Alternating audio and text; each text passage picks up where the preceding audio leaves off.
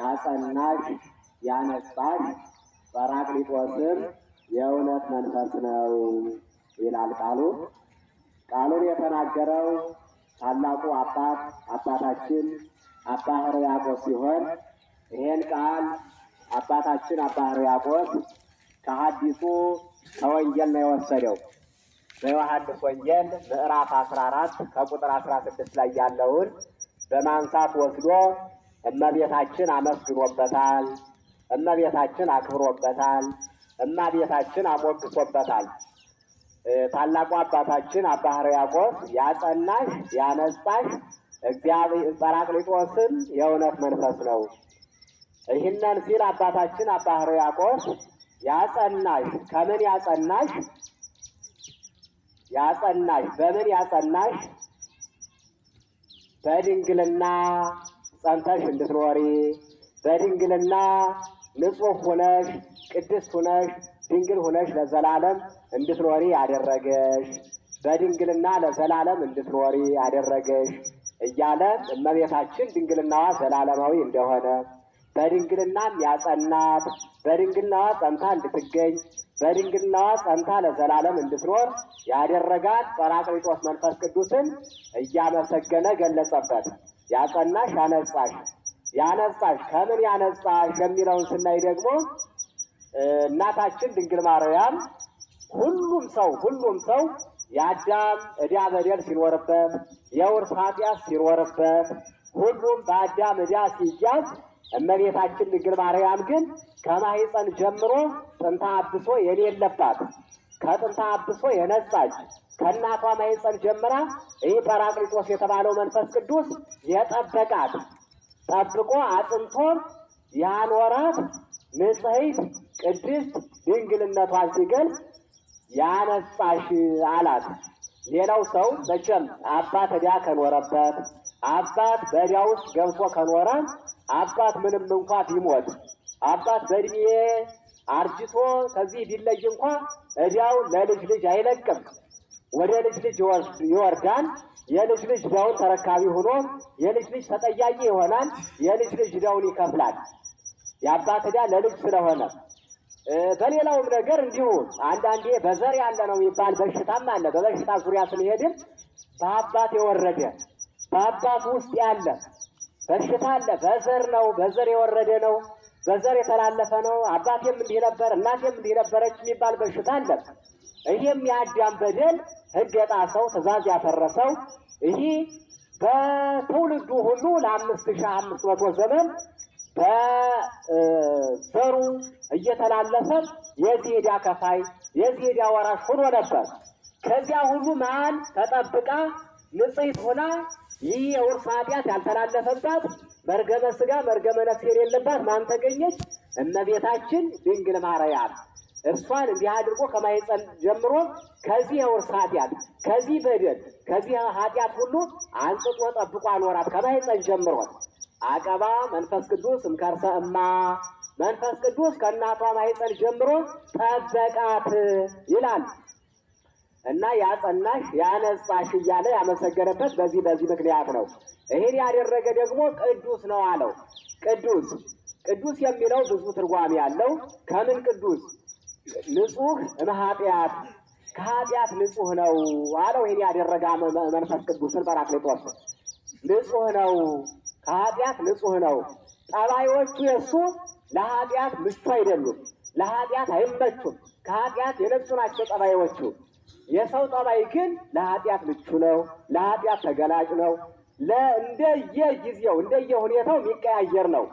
የእሱ ግን እስመ ንጹሐት ጠባይአቲሁ ለእግዚአብሔር እምነውር ጠባዮቹ ከኃጢአት ከነውር ንጹሕ ናቸው ይላል እና የኛ ኃጢአት አዲስ ልብስ ነጭ ከረን ያገቡትን ቀለም ሁሉ ይቀበላል።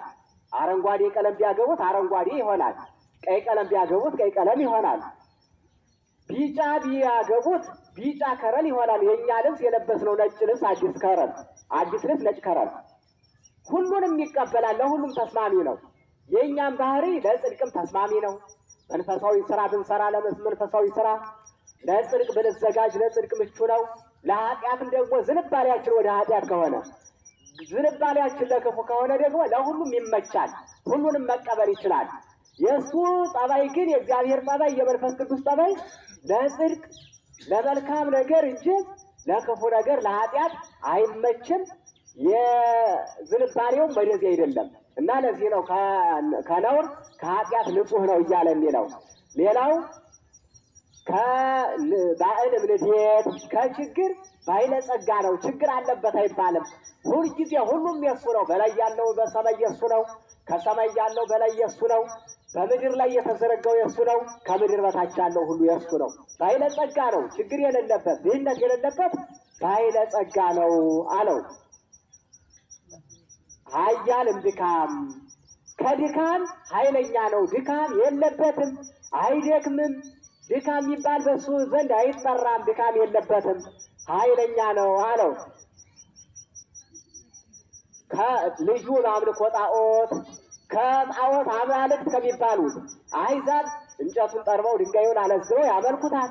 ወንዙን ያመልካሉ፣ ዛፉን ያመልካሉ፣ ድንጋዩን ያመልካሉ፣ እንስሳቱን አራዊቱን ያመልካሉ፣ ዘንዶም ያመልኳሉ፣ ዛፉን ያመልኳሉ።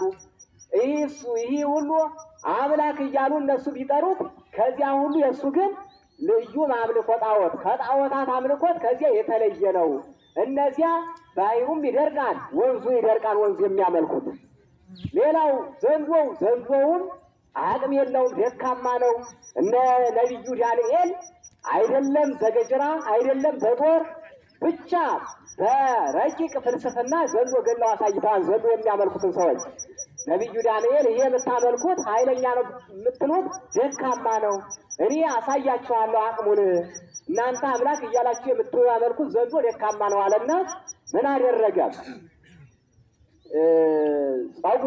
የጸጉሩን ሰበሰበና ከዛ በኋላ በአንድ ላይ ጠቀለለና ከውስጥ ደግሞ ስብ ሞራ ይህንን በአንድ ላይ ጠቀለለና ድንጋይ በሳት አጋለ።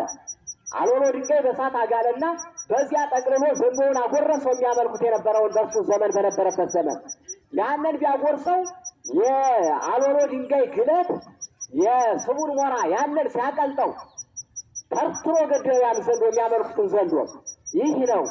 ይሄ አቅሙን እዩት። መንፈስ ቅዱስ ጰራቅሊጦስ ግን ኃያል አምላክ ነው፣ ድካም የሌለበት፣ እናንተ እንደምታመልኩት እንደዚህ እንደተራው ነገር አይደለም እያለ ገለጸላቸው፣ አስተማራቸው። እናም ይህ ጰራቅሊጦስ ማለት ቋንቋው የግሪክ ቋንቋ ነው። ወደ አማርኛ ሲተረጎም ደግሞ ወደ ግዕዝ መንፈሰ ጽድቅ፣ ወደ አማርኛ ሲተረጎም ደግሞ አጽናኝ የእውነት መንፈስ የሚል ትርጉም ይሰጣል። ወቅቱ የጰራቅሊጦስ ሰሞን ነውና በዚህ ዙሪያ እናተኩራለን። ስለዚህ የትርጓሜው 5 ምስጢሮች 5 ትርጓሜዎች አሉት። የጰራቅሊጦስ ጰራቅሊጦስ ማለት መጽንዒ በግዙ ስንገልጸው ወደ አማርኛው እንመለስበታለን። መጽንዒ፣ መንጽሒ፣ ናዛዚ፣ ከሳቲ፣ መስተፍስሒ፣ መስተስርዒ የሚል 5 በግዙ 5 ምስጢሮችን የያዘ ኃያል ትርጉም ያለው ነው። 5 ከ5ቱ እንግዲህ እስቲ እያብራራናቸው እንሂድ የእነዚህን ትርጉማቸውንና ስራቸውን በተግባር። መጽንዒ አለው የመጀመሪያውን የጰራቅሊጦስን ትርጉም። መጽንዒ ማለት የግዕዝ ቃል ሲሆን የሚያጽናና የሚያጸና ማለት ነው። መጽንዒ የሚያጸና። ከምን ያጸናል? ይህ ጰራቅሊጦስ መንፈስ ቅዱስ ሰውን በጾም ያጸናል፣ በጸሎት ያጸናል። ከህሊናው ተሰብሮ ከህሊናው የሚጾም የተዘጋጀ ከሆነ በጾም በጸሎት ያጸናዋል። ከዚያ በኋላ ጸልዮ ማይታክት፣ ጾሞ ማይደክም ማይታክት አለ። በመንፈሳዊ ስራ ማይታክት አለ። ስለዚህ የሚያጸና በዚህ ያጸናል። ሌላው በትዳር ያጸናል። የእውነት ትዳር ሲሆን ትዳሩ በእውነት የተመሰረተ ሲሆን በዚህ ትዳር መንፈስ ቅዱስ አለበት። ይህ ጰራቅሊጦስ መንፈስ ቅዱስ ይህ በትዳር እስከ መጨረሻው እስከ ሞት ድረስ ያጸናል። ትዳሩ ውዝግብ የሌለበት፣ ጭቅጭቅ የሌለበት፣ ውጣ ውረድ የሌለበት የተስማማ ትዳር፣ የተዋሃደ ትዳር ይሆናል እና በትዳር ያጸናል። ሌላው በቁርባን ያጸናል። ቆርቦ ማፍረስ አለና በትዳር በቁርባን ያጸናል። ሌላው በተክሊል ያጸናል። ዛሬ መቼም ተክሊል ፋሽን ሆኗል። ተክሊል ፋሽን ሆኗል። ይህን ስንል ተገቢ አይደለም እያልሁ አይደለም። ስርዓቱ ተገቢ ነው። ስርዓቱን እየነቀፍ ሳይሆን ሰው እንደ ፋሽን አይቶታል ማለት ፈልጌ ነው። ሰው በተክሊል አግብቷል፣ በተክሊል አግብታለች የሚለው እንደ ፋሽን አይቶታል። ተገቢ ነው። መጽሐፍ በደንብ አስረግጦ ያስቀመጠው ነው ተገቢነቱን እና እንደ ፋሽን ታይቷል ስንል ሰዎቹ ለስም ብቻ የሚፈልጉት የስርዓትን የተክሊል ስርዓትን መጀመሪያም ተዘጋጅተው ለዚያ ብቁ ሆነው ሳይገኙ በኋላም እስከ መጨረሻው ማይዘልቁበት ይህንን ነው እንደ ፋሽን ታይቷል የምንለው። አንዳንዴ ሰዎቹ በተክሊልን ለሚፈልጉት ሰዎች መጠቀሚያ የሚያደርጉበት አጋጣሚ አለ። ባለስልጣን ከሆነ እሱን ላለማጣት ያንን ለማግኘት ያ ሰው ምናልባት ለዚህ ዝግጁ ፍላጎት ኑሮት ከሆነ ለዚህ ብቁ ባይሆኑም ድንግልናው ባይኖርም ለዚያ ብለው በድፍረት የሚገቡበት አጋጣሚ አለ። ባለ ሀብት ከሆነ ደግሞ ሀብቱን ለማግኘት ሲባል ወደ ወንዱም ስንመለስ ውበቷን አይቶ ውበቷ እንዳያልፈው ለተክሊል ብቁ ሳይሆን ለዚህ የተዘጋጀ ሳይሆን እሷን ላለማጣት በድፍረት የሚገባበት አጋጣሚ አለ። ይህ ግን በበረከት ፋንታ መርገም ነው። ይህ እስከ መጨረሻው የሚያጸና ሳይሆን መጀመሪያም ለዚህ አልበቃምና ይህ መንፈስ ቅዱስ ሊያጸናው አይችልም። በድፍረት የሆነ ሕጉን ያልጠበቀ ስርዓቱን ያልጠበቀ ስለሆነ እስከ መጨረሻው አይጸናም። በተክሊል ተጋብቶ ተብሎ በቁርባን ተጋብቶ ተብሎ በቅርብ ጊዜ ወዲያውኑ ትዳሩ የጦር ሜዳ፣ ወዲያውኑ ጭቅጭቅ፣ ወዲያውኑ ሽማግሌ ስብሰባ፣ የውል ሽማግሌዎች ለያዩን አንድ አድርጉን የሚል ውዝግብ ይፈጠራል። ወደ ፍርድ ቤት ጉዞ ይጀመራል።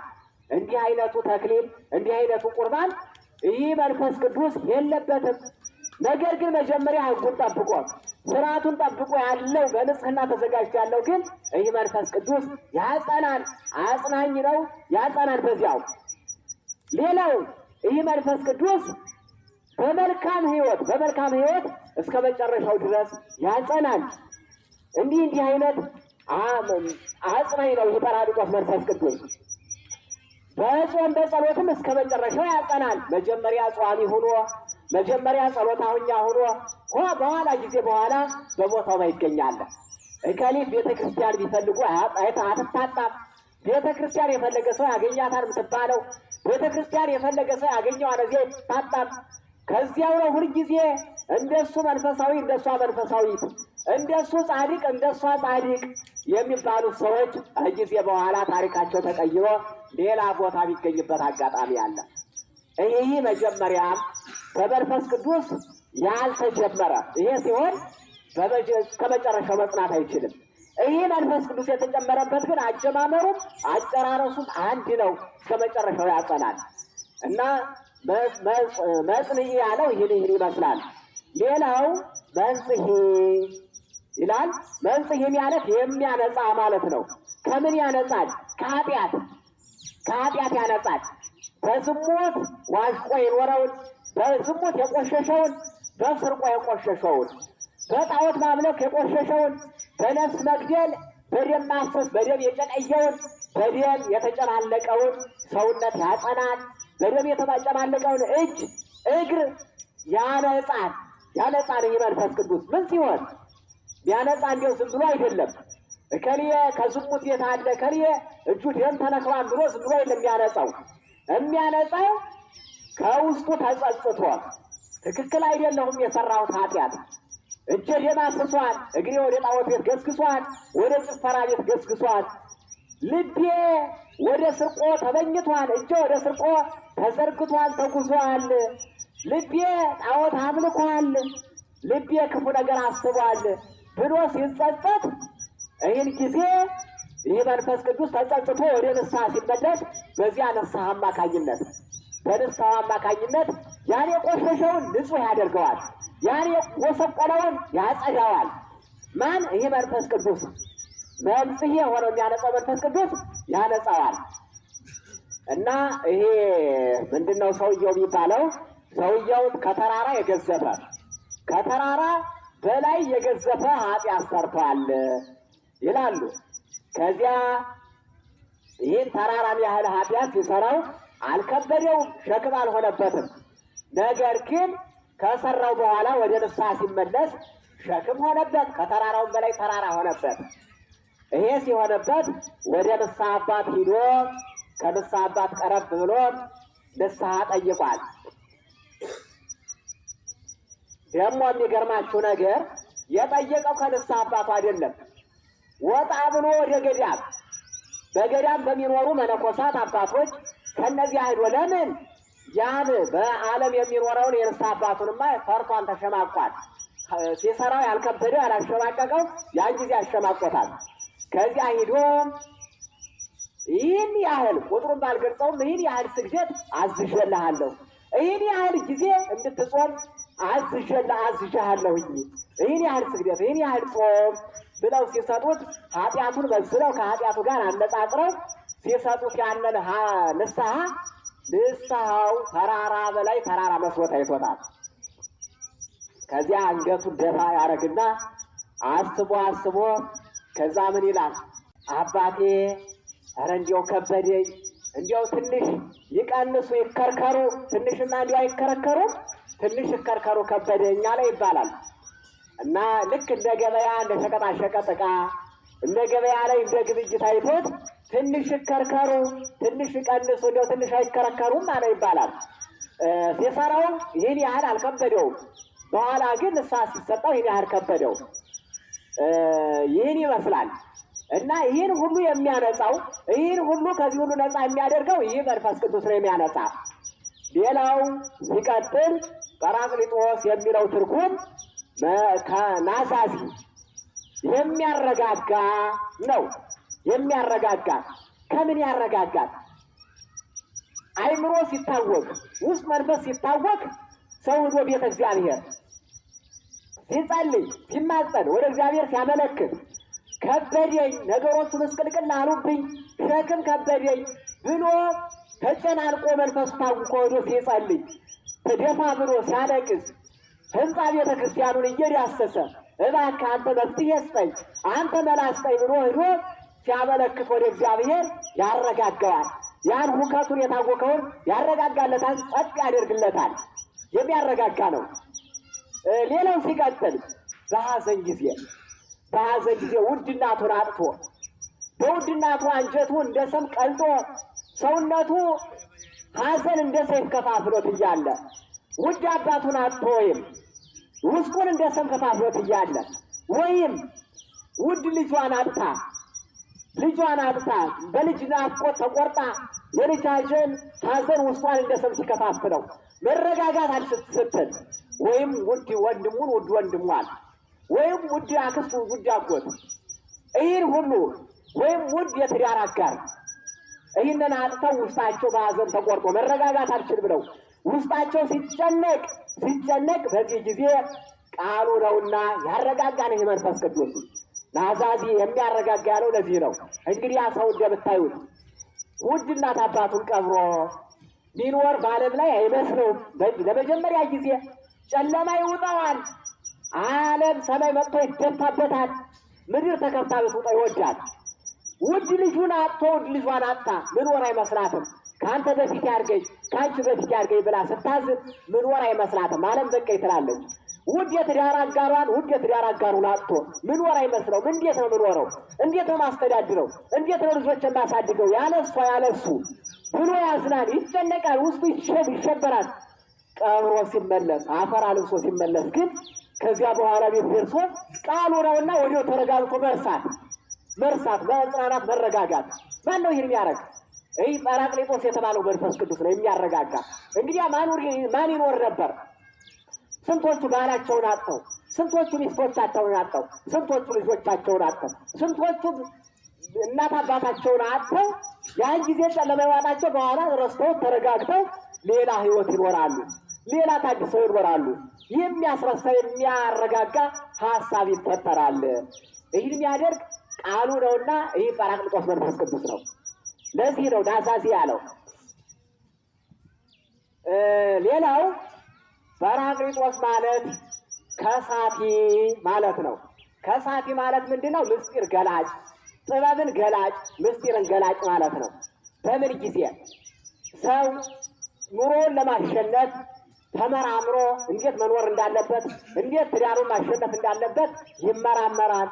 ሌላው በመሪነት ደረጃ ያሉት ሰዎች እንዴት ህዝብ መምራት እንዲችሉ፣ እንዴት ማስተዳደር እንዲችሉ ጥበብን ምስጢርን ይገልጻል። ምስጢር ገላጭ ይለዋል። ይሄ ሲሆን ምስጢር ገላጭ መንፈስ ቅዱስ የተጨመረበት ስልጣን፣ መንፈስ ቅዱስ የተጨመረበት አስተዳደርነት፣ ይሄ መንፈስ ቅዱስ የሞላበት ነው። ሰላማዊ የተረጋጋ ለህዝቡ የሚያስደስት ህዝቡን በሐሴት በደስታ የሚያኖር ይሆናል። ምስጢሩን ይገልጻል። አመራሩን ሁለንተናውን። ይሄ የሌለበት ግን ህዝቡ ሁሉ የታመሰ፣ መሪው አመራሩ አይገባው፣ አመራሩ ግራ የተጋባ፣ ተመሪው ግራ የተጋባ፣ ኑሮ ምስቅልቅል ያለ መሄጃ መላቀጫ የሚያሰኝ ይሆናል። ምን ሲሆን? ጥበብ ገላጩ መንፈስ ቅዱስ ከመሪው ዘንድ ሲለይ። አሁን ይህን ማረጋገጥ የምንችልበት አጋጣሚ አለ። ብዙ ነገር በአባቶቻችን ዘመን ምንም አይደለም ዲግሪ፣ አይደለም ማስትሬት፣ አይደለም ዶክትሬት፣ ዲፕሎማ እንኳ ሳይኖራቸው በሰላም የሚገዙት አባቶቻችን ታሪካቸው ከምድር በላይ እንደ ሐውልት ቁሞ የሚኖሩት አጼ ከሌ ንጉሥ ገሌ እየተባለ ሰላም ሰፍኖበት የሚኖረው ከውጭ ጠላት ውጭ የሀገር ውስጥ ችግር የሌለባቸው ምን ስለሆነ ነው? ዶክትሬቱ ኑሮ አይደለም፣ ማስትሬቱ ኑሮ አይደለም፣ ዲግሪው ኑሮ አይደለም። ጥበቡን ይህ መንፈስ ቅዱስ ስለገለጸላቸው፣ ምስጢሩን ይህ ገላጭ መንፈስ ቅዱስ ስለገለጸላቸው ይህ ነው እንጂ እንግዲህ ምን ዲግሪን ማን ያውቀዋል? ማስትሬትን ማን ያውቀዋል? ነገር ግን በተፈጥሮ ይህ ምስጢር ገላጭ ጥበቡን ገልጾላቸው ከዲግሪ በላይ ዲግሪ ነው በተፈጥሮ ያገኙት ጸጋ። ከማስትሬት በላይ ማስትሬት ነው፣ ከዶክትሬት በላይ ዶክትሬት ነው በተፈጥሮ ያገኙት አባቶቻችን። እንዲያ ምንም ሳይማሩ በሰላም ሲፈቱ፣ በሰላም ሲያኖሩት ኑሮ ተትረፍርፎ በበረከት ተሞልቶ የአባቶቻችን ዘመን የነበረው በዚህ ምስጢር ገላጭነት ነው። ዛሬማ ወረቀቱ ቦርሳው ሞልቶ ሳጥኑ ሞልቶ ሁሉም በዲግሪው በማስትሬቱ በዶክትሬቱ ሞልቶ ወረቀት ብቻ። ከወረቀት ውጭ ሌላ ምንም መፍትሄ የሌለው፣ ከወረቀት ውጭ ሌላ ምንም ጥቅም የሌለው ብቻ ይሄን አለው ይህን ሁሉ የያዘ ነው ብቻ መባል ምን ይሰራል? ምንም አይሰራም። የዚህ ጥርቅም የዚህ ክምችት ምን ይሰራል? እንደነ ጥበበኛው ሰሎሞን ይልቁንስ ጥበበኛው ሰሎሞን የ12 ዓመት ብላቴና ነው የነገሰበት ዘመን። በነገሰ ጊዜ ምን አለ? ሀብት አልለመነም፣ ረጅም ዕድሜ አልለመነም፣ ከሰዎች በላይ አድርገኝ አላለም፣ ጠላቶችን አጥፋልኝ አላለም። ምንድን ነበር የጸለየው? እባክህ ባሪያህ ከዚህ ሁሉ ታናሽ ነው፣ ታናሽ ብላቴና ነው። ነገር ግን ይህን ሕዝብ የሚመራበት ይህን ሕዝብ የሚያስተዳድርበት ጥበብና አስተዋይ ልቡና ስጠው ብሎ ነው የጸለየው በመጽሐፈ ነገሥት ላይ። ይህን ሕዝብ የሚያስተዳድርበት የሚመራበት ጥበቡንና ማስተዋሉን ስጠው አለና ጸለየ። ይገርም ጸሎት እኮ ነው። ምን ያለዚህ ሀብት ምን ያደርጋል? ያለዚህ እድሜ ቢረዝም ምን ያደርጋል? ስለዚህ ጥበብና ማስተዋል ሲኖር ግን ሁሉም ነገር ይሆናል፣ ሁሉም ነገር ይሳካል። ይህን አለ ብልሁ ዳኛ ጥበበኛው ሰሎሞን ይህን ነበር የለመነው። ከዚያም በዘመኑ በሰላም ያለምንም ችግር መፍትሄውን በሰላም እየፈታ በሰላም ሲያስተዳድር ኖረ፣ ሲመራ ኖረ ያን ሁሉ ህዝበ እስራኤል። የሚገርም ነው። ወዲያውኑ ተረጋገጠ። ልጇ እንደምታውቁት ከዚህ ከመጽሐፈ ነገሥት የተወሰደ ነው። በዘመናዊ ወስደው እያስተማሩበት ነው። የብልሁ ዳኛ እያሉ የብልሁ ዳኛ ፍርድ ከመጽሐፍ ቅዱስ የተወሰደ ነው። ጥበበኛው ሰሎሞን የተጠቀመበትን እሱን የተወሰደ ነው የብልሁ ዳኛ የሚሉት። ከዚያ አንዲቱ ሰነፏ ተኝታ ልጇን ተጭና አፍና ገደለችው። ማታ እንቅልፍ ጥሏት። አንዷ ደግሞ ተንከባክባ ልጇን እያዳመጠች በእንክብካቤ ያዘችው። በአንድ ሰሞን ወልደው በአንድ ክፍል በአንድ ቤት ተኝተው ከዚያ የሞተባቲቱ የእሷን የሞተውን ከዛችኛይቱ ካልሞተባት ጉያ ወስዳ እንቅልፍ ሲጥላት አስተኝታ የዛችን በሕይወት ያለውን ከእሷ መጣች። በዚህን ጊዜ ስታያች ተንቅልፏ ተነስታ የእሷው ልጅ አይደለም የሞተው የሌላ ነው የዚያችኛይቱ እንደሆነ ተረዳች። ይህንን ወደ ብልሁ ዳኛ ወደ ጥበበኛው ሰሎሞን አመለከተች። በዚህን ጊዜ ምንድን ነው ያለችው? ያች ሰነፏ ተጭና የገደለችው አይደለም ይሄ ከሆነ ከሁለት እንካፈለው በሕይወት ያለውን አለች። አካፍለን ንጉሥ ሆይ አካፍለን ከሁለት በሰይፍ ቆርጠንም ሆነ ሰንጥቀን እንካፈለው አለችው። ያልወለደ አረደ ይሏቸዋል። ይሄ ነው ያልወለደ አረደ የሚባለው። ስለዚህ በአጭሩ ለመግለጽ ነው። መጽሐፍ ቅዱሱ በሰፊው ነው የሚያስቀምጠው። ጥበብና ማስተዋልን የለመነው ሁሉንም ያሳካለት ጥበበኛው ሰሎሞን ምን አለ? የበታች መኳንንቱን እንዲህ አላቸው፣ ኑ አምጡልኝ ሕፃኑን አለ። ከሁለት ከፍዬ ልስጣቸው አለ። እንግዲህ ይህ የጥበብ ማስተዳደር የጥበብ መምራት ነው። ሁለት ከፍዬ ልስጣቸው አምጡልኝ ሕፃኑን አለ ሲል የወለደችው ምን አለች? ተውት ተውት ይቅርብኝ ከሪም ደረቷን እየደቃች እንባዋን እያፈሰሰች ተውት እባካችሁ ይቅርብኝ ለኔ ለእሷ ስጧት በሕይወት ይኑር ለምን በሰይፍ ይሰነጠቃል? ለምን በሰይፍ ይቆረጣል? በሕይወት ይኑርልኝ አለች ደረቷን እየደቃች። ያችኛይቱ ግን ያልወለደ ያረደ ተከፍሎ ለኔም ለእሷም ይሰጠን ያለችው። ከዚያ በኋላ ምን አለ ጥበበኛው ሰሎሞን? ይሄ ልጅ እና ሕይወቱ ለዚያችኛይቱ ስጧት፣ ተውት በሕይወት ይኑር ላለችው ለእሷ ስጧት፣ ተከፍሎ ይሰጠኝ ያለችትን ቀሟት አለ። በዚህ አረጋገጠ የዚያች ልጅ እንደመሆኑ በዚህ አረጋገጠላቸዋለሁ። በዚህ ጥበብና ማስተዋሉን ገለጸለት። ከዚያ ሲቀጥል በሰላም ኖረ። ሁሉም ነገር ተሳካለት። የለመነውን እጥፍ ድርብ አድርጎ ሰጠው። አንተ ረጅም ዘመናትን ባለጸግነትን የጠላቶችን ነፍስ አሳልፈህ ስጠኝ ብለህ አልለመንህም። ጥበብና ማስተዋልን ይህን ስትመራበት ዘንድ ለምነሃልና ሁሉም ይሁንልህ።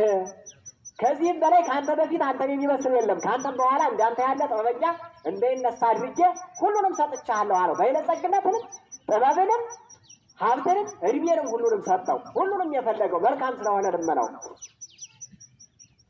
እና ይህን ይመስላል። ከሳቲ ምስጢር ገላጭ የሚለው ይህን ይመስላል። ይህ የተገለጸለት ነው እንዲህ እየመሩ የነበሩ አባቶቻችን። የዛሬ ግን ያሳፍራል። ይህን ያህል ወረቀት አጠራቅመን ይህን ያህል ወረቀት ተጠራቅሞ መፍትሄ የለሽ ወረቀት ብቻ። ይህ ነው የሚያሳዝነው። ሌላው ጰራቅሊጦስ ማለት መስተስሪ ማለት ነው። መስተስሪ ማለት ቅድም ካልሁት ጋር መንጽሔ ካልሁት ጋር አብሮ ይሄዳል። ምን ማለት ነው? ኃጢአትን የሚያቀል ኃጢአትን የሚያስወግድ ማለት ነው። ቅድም ጋር አብሮ ይሄዳል። ጊዜ አላጠፋበትም። አምስተኛው መስተፍስሒ ማለት ነው። መስተፍስሒ ማለት ደግሞ ምን ማለት ነው? ያስደስት፣ ልቡናን በደስታ የሚሞላ አይምሮን በደስታ የሚሞላ የሚያስደስት ማለት ነው። ጰራቅሊጦስ የሚለው መንፈስ ቅዱስ ከእንዴት ያስደስታል? ሰውን በምድር ላይ ዛሬ ምንም ያስደስተው ነገር አልተገኘም። ምን ያስደስታል? ዛሬ አሁን ምን ያስደስታል? ፎቅ መስራት ይህማ አላስደሰተም። መኪና መኖር አላስደሰተም። ድርጅት መኖር አላስደሰተም። ባንክ ቤት ገንዘብ ፉል መሆን ይህማ አላስደሰተም። ምንም ያስደስት የለም። ምንም ያስደስት በዓለም ላይ ለምን በሉ ዛሬ ፎቅ ያለው እየተደሰተ ነው። ፎቅ ያለው ፎቅ ያስደስታል። ዛሬ ጭንቀት ነው። መቼ ታገዝ? ይህን ፎቅ አይተው ያለው መስሏቸው በብድር ተሰርቶ እኮ ሊሆን ይችላል። ብድር በላዩ ላይ ተሸክሞ ሊሆናል ያ ህንፃ። ነገር ግን ብድር ተሸክሞ እያለ ያ ህንፃ ሲታይ ባለ ሀብት ይመስላል። በጭንቀት አሁን ብታገት ይህ ህንፃ ታይቶ አለው መስሏቸው ሊያግቱኝስ የት አምጥቼ ልከፍል ነው? ጭንቀት ወጥቶ እስከሚገቡ ውሎ እስከሚገቡ እስከሚመለሱ ከቤት እንኳ በር ላይ እስከሚደርሱ ጭንቀት። እዩት፣ ምን ያስደስታል? ምንም ያስደስት ነገር የለም። ሌላው ድርጅቱ ባለ ድርጅት ስለተብዬ እታገታለሁ በተመሳሳዩ ያስደስት የለም። ብሩ ይገርማል። ባንክ ቤት ስለተቀመጠ የሚያግተው አካል አያውቀውም አይደለም ወገኖች። ይሄ ለቀባሪ ማርዳት ነው። የአደባባይ ምስጢር ነው። ባንክ ቤት ፉር ሆኗል። ከቃሉ ጋር ናችሁ፣ ከቃሉ ጋር ናችሁ። እግዚአብሔር ከሁላችን ጋር ይሁን። ስለዚህ ባንክ ቤት ነው ያስቀመጡት አያውቀውም አይደለም። ተቀናጅቶ ነው የሚሰራዋ። እዚያ ውስጥም ሰላይ አለ እኮ ማን ከአካውንቱ ምን ያህል እንዳለው፣ ማን ነጥብ እንዳለው፣ ማን ምን ያህል እንዳስቀመጠ እዚያ ውስጥም አለ። ተደራጅቶ ነው የሚሰራው። ይህን ያህል ብር አለው አግተው ያዘው ከኔ የሚባል አድራሻው እንዲህ አለ። ከዚያ ተካፍሎ ይበላል። ተካፍሎ አግቶ ሰውን አስለቅሶ ሰውን አሳዝኖ የደም ብር የመርገም ብር ተካፍሎ ይበላል። ስለዚህ ብርም አያስደስትም። ምናልባት ከኑሮ ውድነት አንጻር ምን ልግዛ ምን ልጉረስ ከሚለው አንጻር የዕለት ጉርስ የዓመት ልብስ የሚለው በቂ ሊሆን ይችላል። ዛሬ የዕለት ጉርስ የዓመት ልብስ ለዓለም የሚበሉት ላለማጣት ሊጎርሱ ላለማጣት ከረሃብ ጦርነት ይሻላል ስለሚባል ስለዚህ ያ ሊሆን ይችላል። ነገር ግን ተትረፍርፎ ባንክ ቤት የተቀመጠው ግን ያስደስትም አይደለም፣ የሚያሳዝን ደስታን የሚነሳ ነው። አሁን ጊዜ ስናየው ምን የሚያስደስት ነገር አለ? ምንም የሚያስደስት ነገር የለም። ሌላው ሙዚቃው ዓለም የተለያየ ሙዚቃ ፈጠረች። የሚያስደስት የሚያዝናና ብላ ያዝናናል? አያዝናናም። ብለው ብዙዎቹ ጭፈራ ቤቱንም ሙዚቃውን ብዙን አይተው ምንም አይምሮን የማያድስ በኋላ የት ይሄዳሉ? ወደ መንፈሳዊ ቦታ ጸጥ ወዳለው ቦታ ሄደው ሲጸልዩ ሰላም ለኪ ሲደግሙ ጸሎተ ማርያም ሲደግሙ ሄደው ሲማጸኑ የህሊና ረፍት ያገኛሉ። ህሊናቸው ረፍት አግኝቶ እፎይታ አግኝተው ይመለሳሉ። በዚህ ብቻ ያስደስተው፣ ሌላው ምንም አያስደስት። ምንም ዓለም አይተውታል። ዓለማት አይተውት ሁሉም አያስደስት ሆኖ ተገኘ እና የሚያስደስት በምድር ላይ ምንም ነገር የለም። የሚያስደስት የአእምሮ ነፃነት ከህሊና ወቀሳ ከአእምሮ ከሰሳ ከህሊና ወቀሳ ነፃ መሆን ብቻ ያስደስታል። ሌላው ነገር ስልጣኑ ያስደስት። ስልጣን ያስደስታል? አያስደስትም። በሽሎክሎክ በአጃቢ በጋርድ በዚህ ታጅቦ የሚኖረው ይህም ስልጣን ነው። እከሌን አጥፍቼ እከሌን ገድዬ ይሻላል፣ እከሌን ካላጠፋሁት እከሌን ካልገደልኩ ካላሳረድሁት ሰላም የለኝም። ይህ ስልጣን ነው። ይህ ስልጣን ነው ወይ? የሚያሳዝነው ይህ ነው። ስልጣኑ ያስደስት፣ ስልጣኑ ያኮራ። በሰላሳ ጋር ዘመድ መቅበር ማይቻልበት፣ እህት ወንድም እናት አባትን መቅበር ማይቻልበት ጊዜ ስልጣን ኑሮ እኔ መውጣት አልችልም፣ እኔ መውጣት ማልችል ሁኜ ምን ነው አልችልም ከወቅቱ አንጻር። ስለዚህ እንዲሆኖ ብሎ ውድ እናትን 9 ወር ከ5 ቀን ጸንሳ አርግዛ አመጣ ወልዳ አሳድጋ ለዚህ አብቅታ ውድ አባትን ውድ እህት ወንድምን ይህንን መቅበር ማልችል ሁኜ እጄ ምን ከዚህ ወቅታዊ አንጻር ስልጣን እኮ አለ። ምን ሰራ ስልጣኑ? ይህ እኮ ነው ሁሉም አያስደስትም የሚለው መንፈስ ቅዱስ። ሁሉም አያስደስትም። መቅበር ማልችል ሁኜ መሄድ ማልችል ሁኜ ታዲያ የምን ስልጣን ነው? ይህ ምንድን ነው ጥቅሙ? ምንም ጥቅም የለው። እናትን ያልተቀበረበት፣ አባትን ያልተቀበረበት፣ እህት ወንድምን ያልተቀበረበት ይህ ምን ያስደስታል? ምንም ያስደስት ነገር የለም። እና ለዚህ ነው መስጠት ጰራቅሊጦስ መንፈስ ቅዱስ የሚያስደስት ውስጥን በሐሴት በደስታ የሚሞላ የሚለው ይህ ነው። ብቻ የሚያጽናና ቢያስደስት ይህ ነው። የአእምሮ እርካታ ያለው በኋላ ወደ ሲኦል እጣላለሁ የሚል የለበት። የአእምሮ ነፃነት አለበት። ሞትን አይፈራ። ይህ የሚያስደስተው ይህ ብቻ ነው። ስለዚህ ይህ መጽንዒ መንጽሒ ናዛዚ ከሳቲ መስተስሪ የሆነው ጰራቅሊጦስ መንፈስ ቅዱስ በሁላችን ሀብቱን ጸጋውን 5ቱን ሀብታት ሁሉ ያድለን። በልቡናችን እንዲህ የሰረዘሯቸውን 5ቱን ሀብታት ነፃ የሚያወጡትን ሰላምን የሚያሰፍሩትን የሚያስደስቱን የአእምሮ ደስታን የህሊና ደስታን አድሎን ተረጋግተን ተጽናንተን እንድኖር የእሱ አጽናኝነት፣ የእሱ ናዛዥነት፣ የእሱ ምስጢር ገላጭነት፣ የእሱ አስደሳችነት በልቡናችን ላይ ይደርብን። ወስብሐት ለእግዚአብሔር።